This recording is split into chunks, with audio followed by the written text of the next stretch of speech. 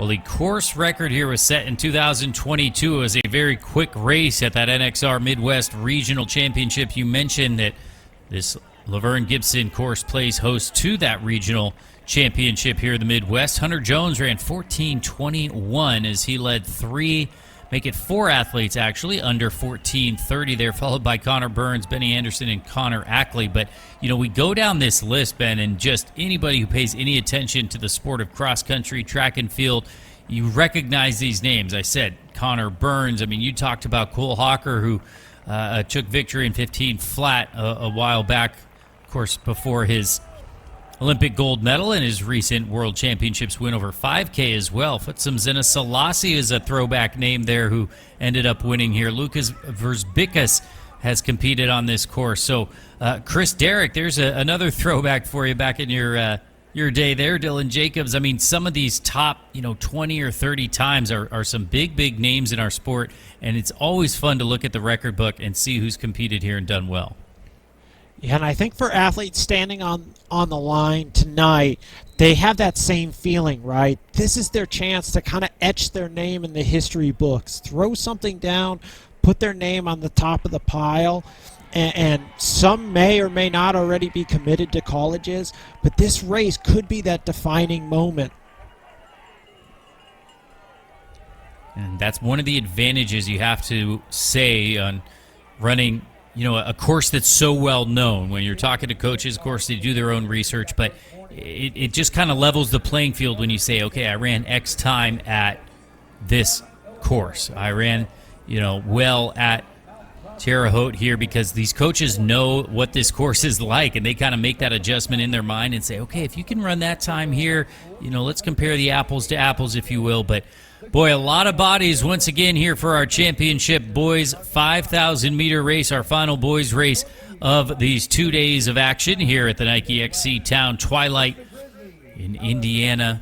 Such a familiar course. These athletes know it. We know it as fans and commentators. And we will see if the cream rises to the top early on, or if it's, like you said, a little bit of cat and mouse. But the thing you notice right off the bat here is that there's just so much more bodies up front.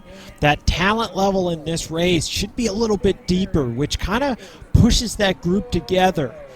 Your third, fourth athlete is just as competitive as the next, which just doesn't allow for the athletes really to get strung out early. So I think when we get to the bottom of the hill and we make that hard right turn, I think we're going to see a big bottleneck that kind of happens that's unlike the other races we've saw this evening. Yeah, that's one of the aspects of having such good depth and quality, but really a lot of parity, it seems, toward the front as well. You mentioned multiple athletes with sub-15-minute capabilities here, and looking for that breakout race or to continue with a good, solid season. So 2 minutes into this one, look at that. What a crowd there as they're running, 6 wide, maybe 10, 12, 20 wide back in the back there. But a lot of bodies flailing about here. We'll give them another half mile or so and start to shake things out, see who is in that lead pack. Yeah, and I think if I was a coach of one of these top athletes, I'd say, hey, you got to get out hard. You got to make yourself known at the front. Maybe not lead, but you don't have that same opportunity as you do in the other races that we probably have contested earlier this season, where people are going to wait for you. There's too many good guys that just don't care, and that'll take that opportunity away from you. So you gotta be a little bit eager. You gotta have a little bit of confidence. You gotta make your way up to the front.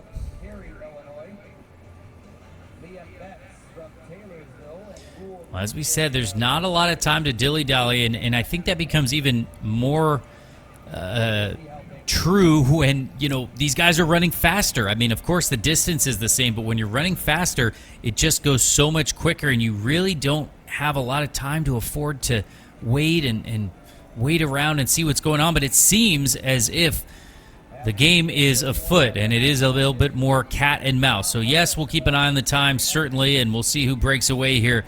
but there are a lot of athletes still in contention as we start to push up this first early hill. Yeah, and I like athletes. Oh, got an athlete with a heel off. Must have got caught early. Try to make that move to get his shoe back on, which I think is smart. I think that's always a good decision, especially at cross country. It's unpleasant, to say the least, to run one shoe on, one shoe off. Well, and it is still early, and again, nobody's pushing a crazy pace just yet here. See our athletic course tracker, as we've had all day and all 2 days long, giving us an idea of where we're at. But boy, look at that. I mean, it almost seems silly to point out, but this is clearly the biggest pack that we've had towards the front in all of the afternoon and evening session here. And yeah, this could get spicy here pretty quick, Ben. It is definitely going to get spicy, and I love the idea that we have 20 athletes kind of in this chase pack, and nobody really has pushed forward. Men, boys, sometimes race with a little bit of eagerness, but they also are waiting for somebody else to make that decision. There's this idea that we're all the best closers in the game, and we're going to kind of risk it all for whatever reason. Well, and what we sometimes see when there is a favorite, we talk about it on air and people are watching here, but trust me, the athletes know as well. They know if they're racing, one of the top 10 ranked athletes in the region or the nation or whatever the case may be. And a lot of times we see athletes kind of defer to what kind of race that athlete wants to run. Now, not always, but there just isn't somebody who's head and shoulders above everybody else here. And so it kind of seems like everybody's still searching for the makeup of this race. And we're coming in, minute after minute ticking off here and still looking for somebody with the temerity to make that big move. Look at us going, 10 wide here this far into the race? This is way different than anything we've seen. And it's exciting. And you saw one or two trips as athletes are trying to get out of those box positions. Most likely, this is the first time for a few of them where they've been really kind of jammed in. It's tough running sometimes, especially in the dark where you don't always have that perfect line, that line of sight. You're kind of just forced into this position of, hey, I'm going to run whatever pace the guy in front of me is. And I have to change my stride, change my line based on everybody else around me. Well, one guy I'll shout out here who's in that lead pack is Ruel Newberry, coming up from Denton, Texas.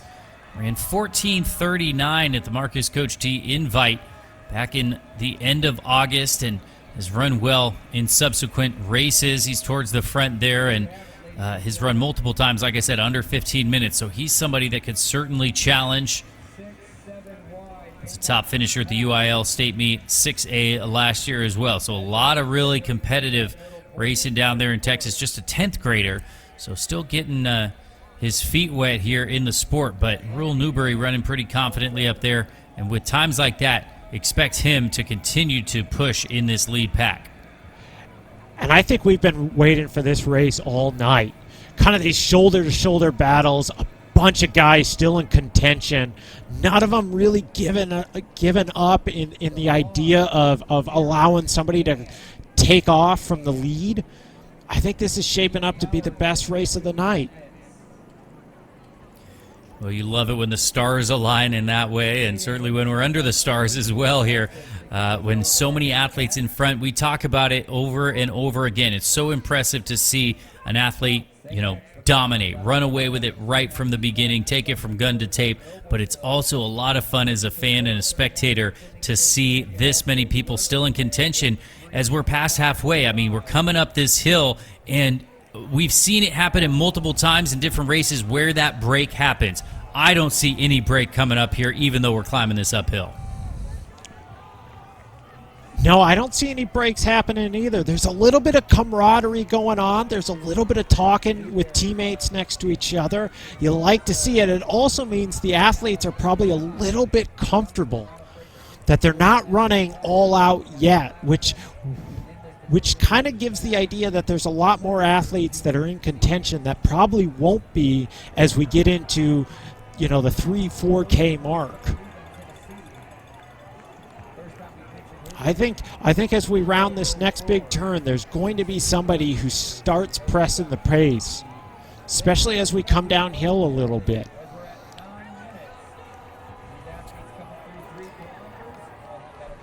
Moving through 3K now, which means we'll get closer and closer to that 2-mile split, and that really is how the story is going to start to be told here beyond halfway already. But look now at the energy just building. You can feel it even through your screen as you're watching at home. You see the fans there lining the course. You hear those cowbells always there at the cross-country races, and now the move starts to be made. Everybody hasn't been holding back necessarily, but just keeping a little bit of dry powder, and it seems like now is the time to go. Yeah, I think you're right. I think we have a leader here who's kind of dictating what the field is going to do.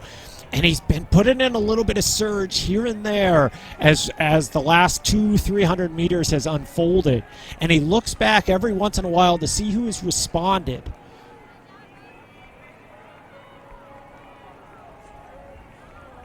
I wouldn't be surprised if we see him kind of ease back on the pace a little bit, allowing himself to kind of recover it out, knowing that he hasn't shaken off the pace or shaken off the entire pack here.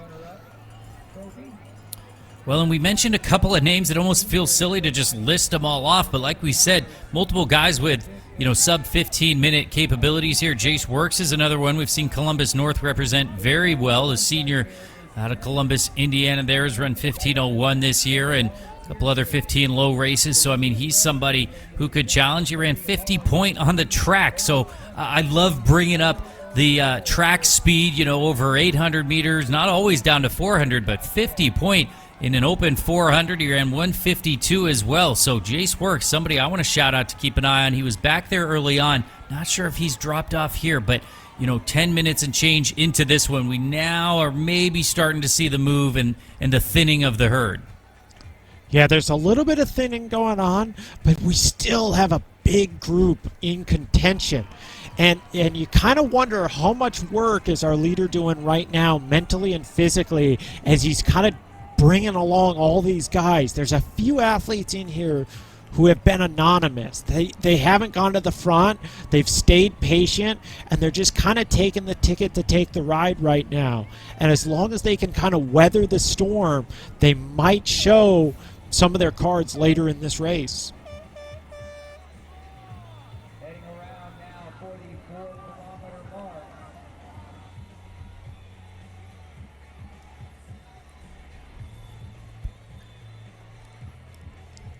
Well, we talk about going wide early on. We see that crazy start, race in and race out, but I think we are in for a treat here with a crazy finish, and it's going to live up to the hype it already has here at the Nike XC Town Twilight. Look at that course tracker once again. So we are past the big hills. This is all out guts now. They'll go through that big loop and then turn the corner, and they'll do exactly what we've been mentioning all afternoon and evening, which is a mad dash to the finish in a straightaway. You couldn't ask for much more here on our final boys race of the evening. And I think this is Jacob Mitchell. He's a senior out of Bloomington North who's been the one that's really been dictating this race ever since about 3K. He was the one off the point, and he still kind of is. But here's the question. Will he respond as other athletes kind of queue around him and kind of wait for this last move to happen? I think the ticket to this race as we get around one of these final corners here is going to be the last person to move. It is a long home stretch. It's going to be a long drive for home. And the question is who still has running left in their legs, and who's going to be that last athlete to move but who has timed it right. Can see them still 3 or 4 wide. A lot of athletes still in contention here. We talked about some of them with such fast sprint prowess and, the sprinting abilities on the track, coming around the bend into the home stretch here for the final time. The boys championship 5,000 meters. And here we go. We're kind of queuing up for this last turn. They're going to come over the start. They're going to come under the start line right here. They're all looking around. From the darkness into the light, running step for step, our leaders, 5 strong, as our 6th man has fallen off the pack. But look at our leaders here going 3 or 4 wide in the final straightaway. They pass through the arch of the start line, looking forward to that finish line, and a mad dash for the finish. This is what we've been anticipating all afternoon and evening long here at the Nike XC Town. Twilight now starting to pull away a little bit. Look at the time. It's going to be very quick and will be personal best across a number of athletes here, but a big sprint finish all the way into the finish line. Look at that gap opening up, tapping into that final speed reserve here. And it's going to be under 15 minutes, right over 14:51. Paul Van Lanningham of Cooper takes the tape, opening up a 6-second gap almost in the final couple hundred meters. And as I mentioned, Jace Works uses his flat speed for Columbus North to come up and dip under 15 minutes as well. 14:57, just ahead of Xander Rittenauer of Lakewood Park Christian. But Paul Van Lanningham turned back the challenge. We barely even mentioned him. He was hiding, like you said, Ben, in that pack, and then turned on the boosters. Yeah, absolutely phenomenal race from start to finish. Little cat and mouse in the beginning there, with Jacob Mitchell kind of controlling the race early, and then I just absolutely love that long drive for home. Great combination of, I guess, a little bit of both. The cat and mouse, the back and forth, the look left, look right, who's going to take it, know you, know me, and then finally, in that final pipeline, if you will, Paul Van Lanningham out of Cooper High School in Union, Kentucky, just zooming away there to take victory. And he was just outside his personal best, but another sub-15-minute clocking and a great result for the senior.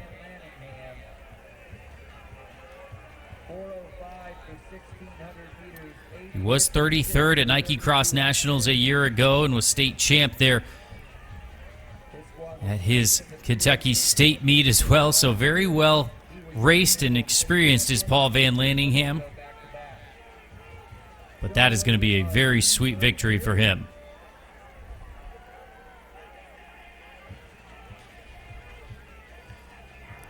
Well, a lot of bodies at the start means a lot of bodies at the finish there as they continue to trickle in. But in the end, Paul Van Lanningham, see if you can spot him in that pack. The Wisconsin commit just went step for step and did yeoman's work there until it was finally time to separate the wheat from the chaff, and he did his job and more. Finally there, rounding that bend, you see him in the pack, the diminutive figure of Van Lanningham in the yellow and black. But when it came time for the chips to fall, Ben, he got it done. He did, and with style too. That last 200 meters was premier running. Goes to the arms and makes it happen. As you see him cross the finish line, you know that this meet means a lot to him, and it puts a big, check or bullseye on his back as he works towards the end of the season, and hopefully back to NXN championship. Well, Wisconsin has a great tradition of producing very impressive distance runners. He will join that squad. The senior will, having committed to them. So picking up another notch in the belt, if you will, as a high schooler here. Big win at the Nike XC Town Twilight. Now let's look at that team battle as we've gotten a lot of those finishers through. And boy, Columbus North is absolutely making the most of this trip at every single level. They look to be the victor here once again in the boys' championship race.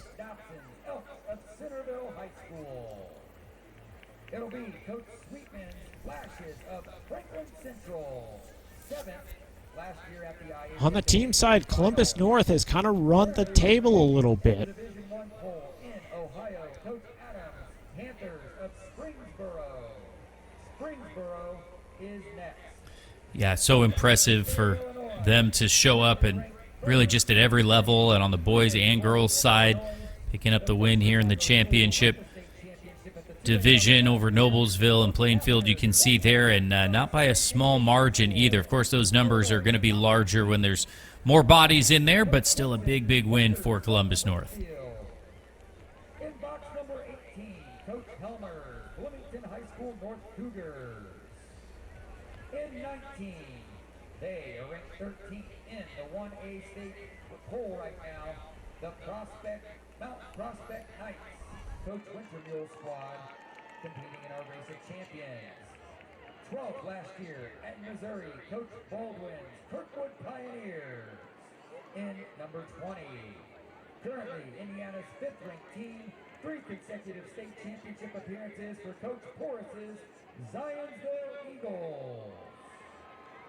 Next to them, another squad from the Show Me State, 7th last year in the state championships, Class 5A, the 2020 state champions, Coach Harmon's Wildwood Lancers.